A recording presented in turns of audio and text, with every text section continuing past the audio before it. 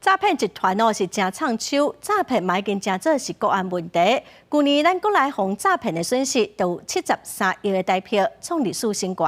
总统蔡英文早起去警政署刑事局视察，总统是指出讲，官方爱甲民间的电信业者合作，做伙来打击诈骗集团。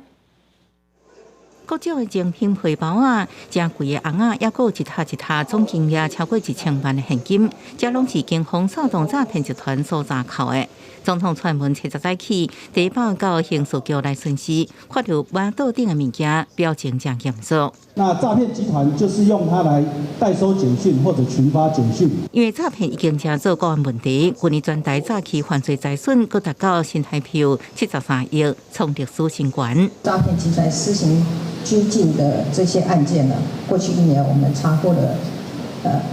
犯嫌716人，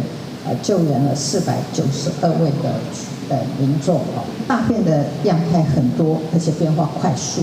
我们绝对不能松懈，也必须持续的积极打击诈骗。勉励打诈工作的同时，蔡总统也要求警察同仁明放轻松，因为诈骗金额每年千元，2017年到2020年拢伫40亿左右，按过2011年假投资案大爆发，欠到56亿，去年佫提悬到73亿。各位无才演变成做海外救济的跨境海兵，今年5月为止，财损已经达到29亿。对于诈骗犯罪，我们整合跨部会、跨领域的力量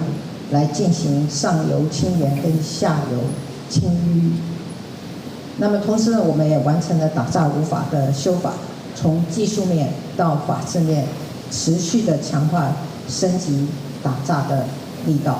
蔡总统指出，面对诈骗手法误会10成，行政今年将打诈功能升级做1.5版本，编列13亿的预算，也修法通过打诈5法，各成立打诈国家队，甲银行、电信业者合作，希望达成为官方到民间联手打击诈骗集团。记者综合报道。